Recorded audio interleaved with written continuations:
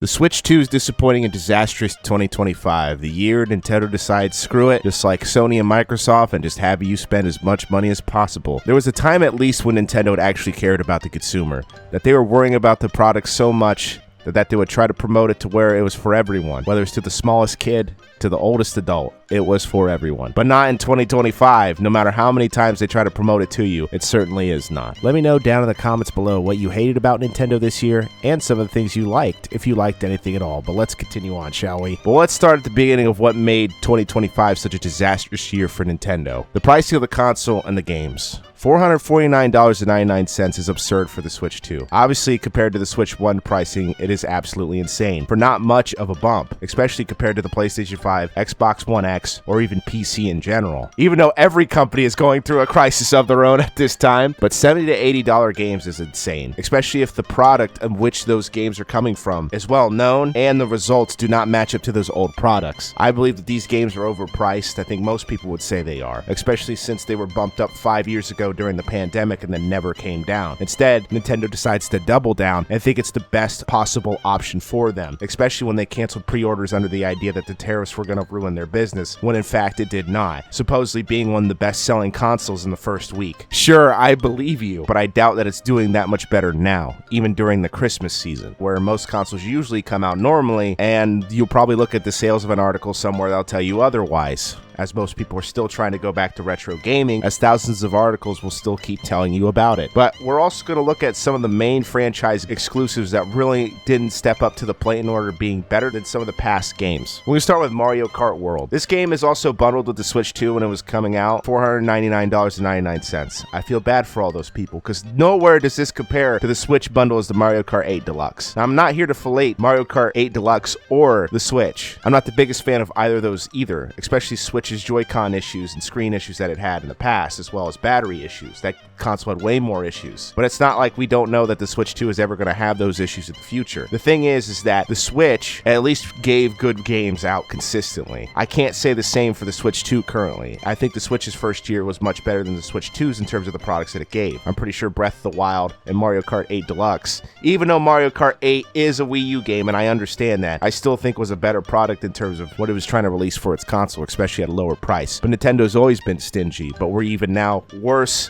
than just being stingy and frugal. We're now forcing you to pay for a product that's less superior. And World is the best example of that. It's not even close to the best Mario Kart. Would you say it's better than Double Dash? Would you say it's better than Mario Kart Wii or DS? I wouldn't even think so. And you would think that after all this experience and time you've had in making these games, you would make something superior than your predecessor at this point, of course. But at this point in Nintendo's lifetime, the old developers are clearly going out. Miyamoto and Sakurai are clearly getting very, very old, and they're trying to pass it off to new teams to help them develop the games. But clearly they need more help of understanding why games were being developed back then and how they were, not just through the code, but through the experience of reality, basing it based on their own personal experiences in creating in the world. Ionuma's another one. They're all going to go away probably the next 10 to 20 years, if less than that. So get it while it's good and enjoy it while it lasts, because it's not going to be here forever. Kong Bonanza is also a problem with modern gaming, specifically in the Nintendo sector, where every game is trying to be Breath of the Wild. Everything needs a stamina bar. Everything needs to be open world levels. Everything needs to have NPCs that you probably don't care about and need to talk to about. That's what's the more insane part, is that Kong Bonanza is adding problems of other modern games as well as Breath of the Wild. It's being a carbon copy of that instead of being what made Donkey Kong Country unique, being a side-scroller while playing as a gorilla. And also having sidekicks to help you do that. I mean, look at Tropical Freeze. Look at Donkey Kong Country Returns. Look at Donkey Kong Country 2 and 3 for rarer examples of Donkey Kong not really being the main guy despite his name being on the front of the cover, because that was Rare back then, and Rare is basically gone now. Might as well be non-existent unless you want to play some of the retro collections. That really shows how the difference in methodology between developing a game back then is to now. Collectibles on the map. They're trying to turn it to Banjo-Kazooie, which kind of cracks me up. If you look at Donkey Kong and Pauline on his back, it reminds me of Banjo and Kazooie. But I wouldn't say Donkey Kong Bonanza was a very, the greatest game ever. Maybe a 7 out of 10 at best, if you want to call it that. Just watch some footage of the gameplay and you'll notice, oh, wait a minute, that came from this, and this, and I don't think it does it better than any of those games. While also trying to be homogenized to be every other Nintendo product of the modern era. Well, we got to move on to something even more disastrous than those two, and that's Pokemon Legends ZA. A horrendous tutorial in the beginning, 2 to 3 hours long, something like that, if you want to actually try to start playing the game. As if kids really need that long of a tutorial. You're gonna bore them to death even before they get there. Did the original Pokemon games have that? No, it was pretty quick and snappy. I mean, they tell you what to do, no kidding. But what does it say? Don't go in the tall grass. Professor Oak will talk to you. It's not like you can go many places in Pokemon Red. You start in a small town for a reason, to guide you towards actually progressing the game, not trying to get talked to death by NPCs with terrible dialogue. No thanks, I'm good. And not only that, but the graphics aren't that great even for 2025, let alone on the Switch 2. I criticize this about the trailer. It's like, why do you have 15 million greats? What are you doing? Why are you duplicating assets that don't even need to be in the game? A lot of people don't understand it's about developers and programmers putting things in games that don't need to be there because it's unnecessary. It's not about just making it realistic. It's about you're putting too much time into putting something in the game that won't matter or has too much impact on the frame rate. And they just don't understand that. You try to criticize them for that, it's like, oh, Nintendo fans just don't understand. It's like they never cared to. They're fanatics. Fan is short for fanatic, fanaticism. But sycophantic, sickos. They're a bunch of sickos.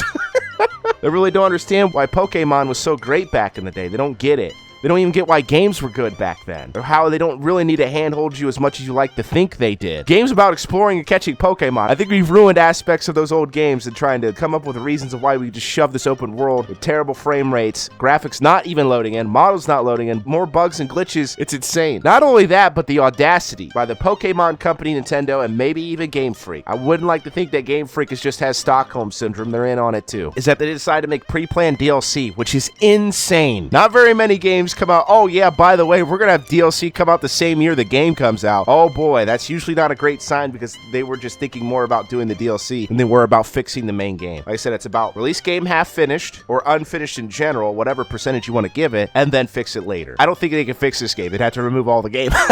They'd have to remove the game if they wanted to fix the game at this point, and that's where we're at right now. I can't believe they even pre-planned DLC. They are out of their minds and thinking that was going to be good, and lo and behold, it wasn't that great, was it? Shocker. It's not like the Mega Evolutions were that great either. Yes, Starmie, but he's a meme. You get it? He's a meme because he walks. Isn't it funny? The starfish walks because he's longer, got long legs. Isn't it funny? Please clap. Jeb Bush, please clap. Moving on to yet another release that came out this year that is part of a main franchise of Nintendo, Metroid Prime 4. Now, I've already done a video on this, so I'll try to keep this a little bit brief. Metroid Prime 4 is barely a 6 out of 10 game. Barely. Just how annoying that characters and NPCs are really drags the gameplay back. That's what a lot of people don't understand. If I have to go through 1,000 obstacles to enjoy even mediocre gameplay, your game's bad. I'm sorry to say, but it's not going to be an enjoyable experience for me, let alone trying to enjoy the gameplay while these obstacles are in my way. These things are clearly not something to overcome. They're here to tolerate. They're here to just deal with. How do you deal with the pain? I just keep playing through it.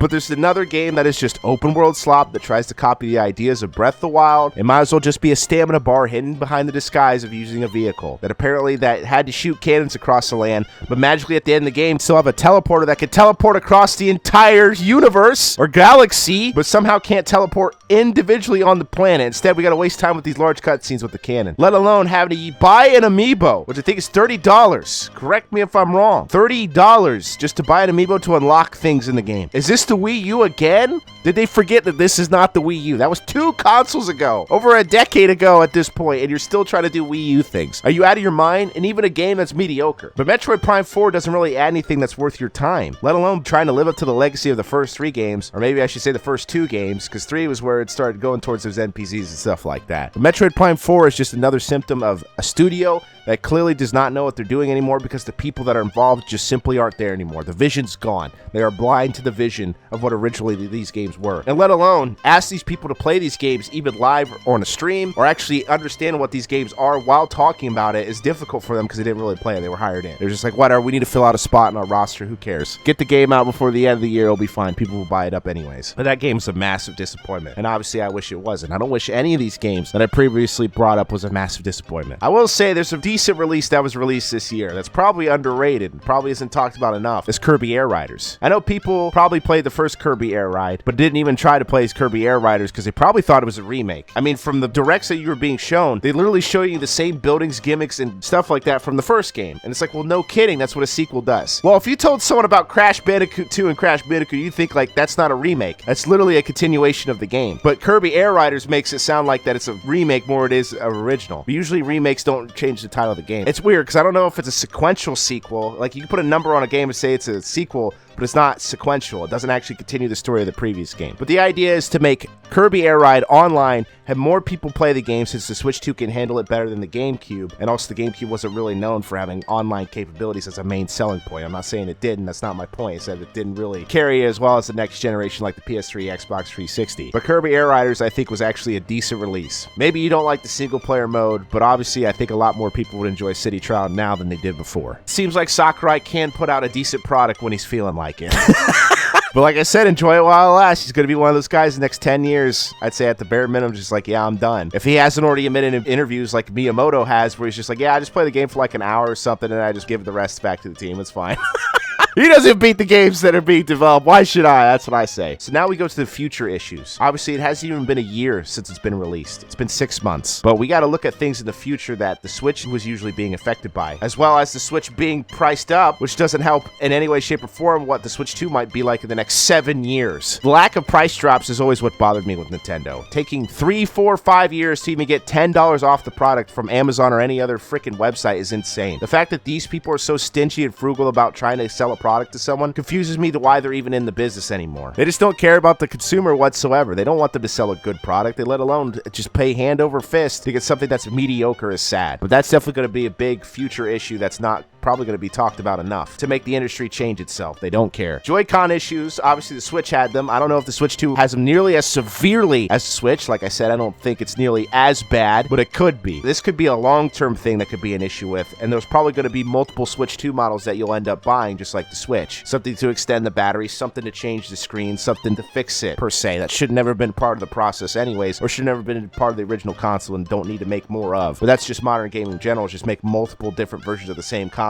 and just make slight iterations to make it better. Also, there could be an issue, like I said, the lack of prices dropping. The opposite could be true as well for a future issue for the Switch 2, is raising the prices. The prices could absolutely still go up. As we saw with the Switch, after 8 years of being around, it went up in price. It went up in price. Up in price. I can't repeat it enough because people aren't listening enough to make a change in this business. But raising prices is definitely going to be an issue where the console may start going up $50 to $100 for some godforsaken reason. Whatever the excuse that Nintendo can hide behind, they'll probably use it. And the last future issue that I'll talk about is the franchise slop. The slop, which became Merriam-Webster's word of the year because how often it is to describe something in which people consume. Because they're not willing to insult the consumer and call them pigs that are just willing to consume anything. We're not willing to do that, but we will call the things in which they consume slop. Straight out of the video game trough. They lead the pigs straight to the trough and they consume any sort of slop that will be thrown in their face. They'll think mediocrity is the greatest form of entertainment. But expecting that the next games to come out of the main franchises are going to be good is very worrying, especially how they were treated this year. Like, think about what the next Mario game's going to be like, the next Zelda game's going to be like, in the main franchise, not spin-offs, and wondering